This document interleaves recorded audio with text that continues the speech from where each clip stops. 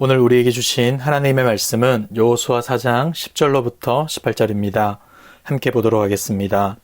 또 여호와께서 여호수아에게 명령하사 백성에게 말하게 하신 일, 곧 모세가 여호수아에게 명령한 일이 다 마치기까지 궤를 맨 제사장들이 요단 가운데에 서 있고 백성은 속히 건넜으며, 모든 백성이 건너기를 마친 후에 여호와의 궤와 제사장들이 백성의 목전에서 건넜으며, 르우벤 자손과 갓 자손과 므낫세 반지파는 모세가 그들에게 이른 것 같이 무장하고 이스라엘 자손들보다 앞서 건너갔으니, 무장한 4만 명가량이 여호와 앞에서 건너가 싸우려고 여리고 평지에 이르니라. 그날에 여호와께서 모든 이스라엘의 목전에서 여호수아를 크게 하심에, 그가 생존한 날 동안에 백성이 그를 두려워하기를 모세를 두려워하던 것 같이 하였더라. 여호와께서 여호수아에게 말씀하여 이르시되, 증거궤를 맨 제사장들에게 명령하여 요단에서 올라오게 하라 하신지라. 여호수아가 제사장들에게 명령하여 이르기를 요단에서 올라오라 하매, 여호와의 언약궤를 맨 제사장들이 요단 가운데서 나오며 그 발바닥으로 육지를 밟는 동시에 요단물이 본 곳으로 도로 흘러서 전과 같이 언덕에 넘쳤더라. 아멘. 여호수아서를 읽다 보면 오늘의 본문에서 잠시 멈칫하게 됩니다. 사실 이스라엘 백성들이 요단강을 건넜던 내용은 여호수아 3장에서 이미 기록되었음에도 불구하고 이상하게도 오늘의 본문에서 또다시 그 내용을 기록하고 있습니다. 여러분, 왜 이렇게 반복적으로 기록하고 있는 것일까요? 우리가 잘 아는 것처럼 중요한 내용이나 이야기는 반복하기가 쉽습니다. 꼭 기억하기 위해서, 아니면 좀 더 세세하고 자세히 살피기 위해서 반복하는 경우가 있죠. 오늘의 본문도 그러한 이유를 갖습니다. 이 내용이 그만큼 중요하다는 사실을 우리에게 알려주고 있는 것이죠. 요단강 도하 사건은 이스라엘 백성들이 가나안 땅을 정복하기 위한 첫걸음이라 할 수 있습니다. 그런데 이 첫걸음에서 그들은 인간적인 방법이 아닌 하나님의 말씀에 순종하는 방법을 택하는데, 그들이 순종할 때 요단 강물이 갈라지게 되는 놀라운 기적을 체험하게 되는 것이죠. 여러분, 그렇다면 하나님의 말씀과 약속에 순종한 사람들은 누구입니까? 먼저 우리가 볼 수 있는 것은 여호수아입니다. 10절을 보시면, 또 여호와께서 여호수아에게 명령하사 백성에게 말하게 하신 일, 곧 모세가 여호수아에게 명령하신 일이라고 말을 합니다. 여호수아는 모세가 자신에게 했던 명령을 백성들에게 전합니다. 그런데 이 명령은 모세 개인의 말이 아니라 하나님의 말씀이었던 것이죠. 여호수아는 하나님의 말씀을 그대로 전하였고, 여호수아의 말을 들은 백성들은 그 말대로 행했던 것이죠. 어쩌면 아직까지 영적 권위가 세워지지 않았던 여호수아가 요단강 앞에서 이런저런 명령을 하는 것은 결코 쉽지가 않았을 겁니다. 하지만 하나님의 말씀을 믿었던 그는 순종함으로 그 말씀을 전했고, 그 가운데 하나님의 놀라운 역사가 일어나게 된 것입니다. 그런데 놀라운 일은 이뿐만이 아닙니다. 이 사건이 가져온 여호수아에 대한 백성들의 반응을 보십시오. 14절입니다. 그날에 여호와께서 모든 이스라엘의 목전에서 여호수아를 크게 하심에, 그가 생존한 날 동안에 백성이 그를 두려워하기를 모세를 두려워하던 것 같이 하였더라. 모세를 두려워하던 것 같이 여호수아를 두려워했다. 여호수아는 하나님께 들은 말씀을 있는 그대로 전했을 뿐인데, 백성들은 여호수아를 두려워하게 되었다는 겁니다. 왜냐하면 하나님이 여호수아와 함께 하신다는 사실을 이 요단강 사건을 통하여서 보게 하셨기 때문이죠. 사랑하는 성도 여러분, 우리는 무슨 일을 함에 있어서 다른 사람들로부터 인정받고 싶어 합니다. 자신이 이 일에 적합한 사람임을 보여주고 누구보다 뛰어난 사람임을 증명하고 싶어 하죠. 저는 이러한 수고와 노력을 폄하할 생각은 추호도 없습니다. 그러나 우리가 하나님의 일을 함에 있어서 주목하고 관심을 두어야 할 것은 사람이 아니라 하나님임을 기억하시길 바랍니다. 사람들로부터 인정받지 못할지언정 하나님의 말씀 앞에 부끄럽지 않는 삶을 살아가십시오. 그리하여서 사람들로부터가 아닌 하나님으로부터 오는 인정을 받을 수 있는 저와 여러분들이 되시길 주님의 이름으로 축복합니다. 두 번째로 또 다른 순종의 사람은 누구입니까? 12절과 13절을 보십시오. 르우벤 자손과 갓 자손과 므낫세 반지파는 모세가 그들에게 이른 것 같이 무장하고 이스라엘 자손들보다 앞서 건너갔으니 무장한 4만 명가량이 여호와 앞에서 건너가 싸우려고 여리고 평지에 이르니라. 르우벤과 갓 그리고 므낫세 반지파 사람들을 가리킵니다. 여러분, 혹시 이들이 누구인지 기억하십니까? 이들은 요단 동편의 땅을 얻은 자들로 자신들을 그곳에 남겨달라 부탁하며 모세와 하나님 앞에서 맹세했던 자들입니다. 민수기 32장 16절에서 18절을 보시면 이렇게 기록하고 있죠. 그들이 모세에게 가까이 나와 이르되 우리가 이곳에 우리 가축을 위하여 우리를 짓고 우리 어린아이들을 위하여 성읍을 건축하고 이 땅에 원주민이 있으므로 우리 어린아이들을 그 견고한 성읍에 거주하게 한 후에 우리는 무장하고 이스라엘 자손을 그곳으로 인도하기까지 그들의 앞에서 가고 이스라엘 자손이 각기 기업을 받기까지 우리 집으로 돌아오지 아니하게 싸우며. 아멘.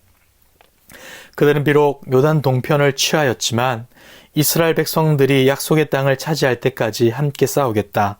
아니, 먼저 가서 싸우겠다 약속합니다.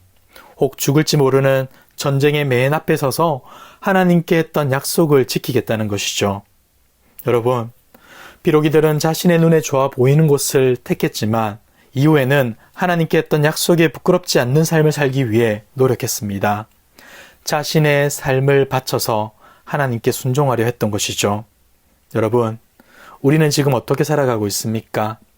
하나님의 말씀보다 이 땅의 질서와 가르침에 마음을 두고 있진 않습니까? 이 시간 주님이 허락하신 약속의 말씀 앞에 겸손히 나아갑시다. 뿐만 아니라 온전한 순종으로 반응하여서 하나님이 기뻐하시는 자로 살아갈 수 있는 저와 여러분들 되시길 주님의 이름으로 축복합니다. 여러분, 순종을 통해 요단강을 건너간 여호수아와 이스라엘 백성들의 마음은 어떤 마음이었을까요? 분명한 것은 하나님이 그들과 함께 하신다는 사실을 눈으로 확인했을 것이고 하나님이 그들과 함께 하신다는 사실로 인해 큰 위로와 힘을 얻었을 것입니다. 가나안을 정복해야 하는 그들은 초라한 모습이었지만 함께 하시는 하나님으로 인해 힘을 얻을 수 있었던 것이죠. 또한 반대로 생각해 보자면 가나안 백성들은 수백만의 사람들이 요단강을 건너오는 모습을 보며 두려워할 수밖에 없었을 겁니다. 말로만 듣던 이스라엘 백성, 그들과 함께 하시는 하나님으로 인해 마음이 녹아내리고 말았겠죠.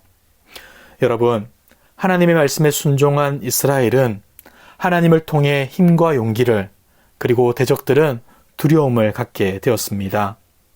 이처럼 놀라운 역사를 경험하게 된 것은 그들이 하나님의 말씀에 온전히 순종했기 때문이죠.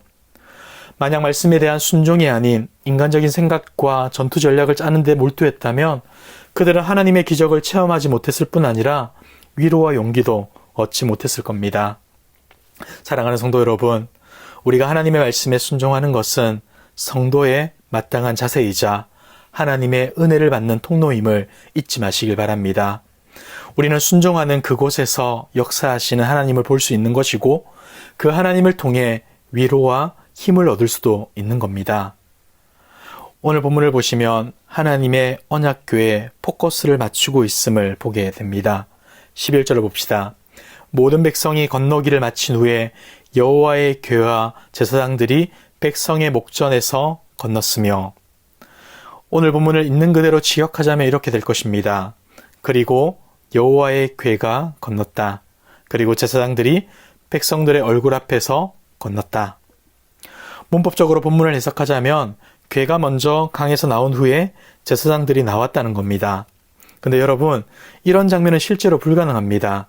왜냐하면 지금 궤를 맨 자들이 바로 제사장들이기 때문이죠. 제사장들은 반드시 언약궤와 함께 나올 수밖에 없는 상황입니다. 그렇다면 왜 이렇게 말씀하고 계신 걸까요? 하나님께서는 이스라엘 백성들과 지금을 살아가는 우리들에게 이렇게 말씀해주고 계신 겁니다. 약속을 향한 여정은 너희의 지혜와 용기와 힘으로 가는 게 아니라 내가 하는 것이란다 라고 말이죠. 이어지는 15절 이후에서도 계속해서 요단강 도하 사건과 언약궤를 연결하여 주고 있습니다. 사랑하는 성도 여러분, 우리는 분명 하나님의 나라를 위하여 열심히 일하고 있습니다. 하지만 하나님이 우리보다 먼저 일하고 계시다는 사실을 기억해야 할 것입니다.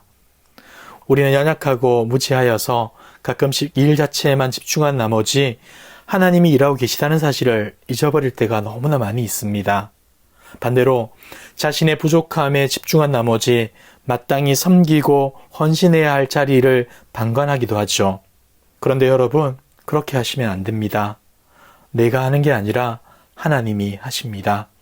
하나님이 일하시기 때문에 우리는 교만해서 안 되는 것이고, 하나님이 일하시기 때문에 우리는 주저앉아서도 안 되는 것입니다.